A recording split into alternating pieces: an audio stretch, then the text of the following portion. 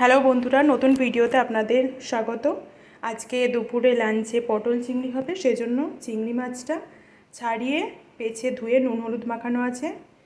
আলু পটল কেটে নেওয়া হয়েছে, পেঁয়াজ কুচি, টমেটো কুচি, কাঁচা লঙ্কা কুচি, স্বাদ মতো নুন, স্বাদ মতো চিনি, হলুদ গুঁড়ো, লঙ্কা গুঁড়ো, একটু আদা রসুন বাটা আর ফোড়নের জন্য গোটা গরম মশলা ও তেজপাতা নিয়েছি। তো চলো বন্ধু, এবারে আমরা পটল চিংড়িটা স্টার্ট করি। পটল চিংড়ির জন্য আমরা এবারে আলুগুলোকে ভেজে নিচ্ছি। আলুগুলো একটু হালকা ভাপিয়ে নিয়েছিলাম।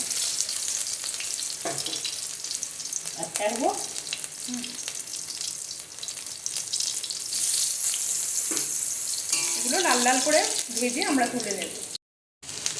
আলু লাল লাল করে ভাজা হয়ে গেছে, এবার একটা থালায় তুলে নেব। এরপর পটল ভাজবো। এবারে আমরা পটলগুলো ছেড়ে দিচ্ছি তেলে। পটলগুলো আগে থেকে একটু নুন আর হলুদ মাখিয়ে রেখেছিলাম। পটলগুলো এবারে লাল লাল করে ভেজে নেব। পটলগুলো লাল লাল করে ভাজা হয়ে গেছে, এবার একটা থালায় তুলে নিচ্ছি। চিংড়ি মাছগুলো এবারে এরকম একটু হালকা লাল লাল করে ভেজে তুলে নেব।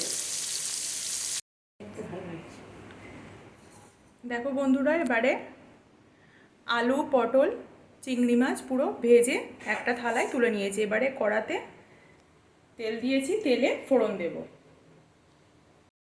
গোটা গরম মশলা ও তেজপাতা দিয়ে দিয়েছি কড়াতে, আর শুকনো লঙ্কা। এবার কড়াইয়ে পেঁয়াজ দিয়ে দিয়েছি। ফোড়ন দেওয়ার পরে পেঁয়াজ দিয়ে কিছুটা লাল লাল হালকা ব্রাউন কালার করে নিতে হবে, নেড়ে চেড়ে। পেঁয়াজটা একটু ব্রাউন করে ভাজা হয়ে গেছে, এরপর রসুন বাটা দিয়ে দিয়েছি। কিছু কাঁচা লঙ্কা দেওয়া হয়েছে, কাঁচা লঙ্কাও দেওয়া হয়ে গিয়েছিল। এরপর টমেটো কুচি আর আদা বাটা দিয়ে এবারে কিছু নেড়ে দিতে হবে। এরপর একে একে যে মশলাগুলো আছে, লঙ্কা গুঁড়ো দিয়ে দিলাম, হলুদ গুঁড়ো দিয়ে দিলাম। এরপর আগে থেকেই ভেজে রাখা আলু পটল ও চিংড়ি মাছ একসঙ্গে দিয়ে একটু কষিয়ে নেব।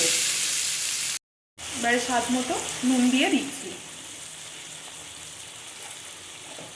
স্বাদ মতো চিনি দিয়ে দেওয়া হলো।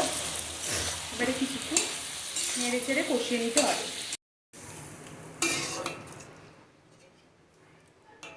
কষিয়ে নেওয়ার পরে এবারে নেড়ে চেড়ে জল ঢেলে দিয়েছি। জল ঢেলে দিয়ে এবারে চাপা দিয়ে 10-15 মিনিট ফুটতে থাকবে। দেখো বন্ধুরা, পটল চিংড়ি একদম রেডি খাওয়ার জন্য দুপুরে। পরে আরও নতুন নতুন ভিডিও দেখার জন্য আমার চ্যানেলটিকে সাবস্ক্রাইব করুন।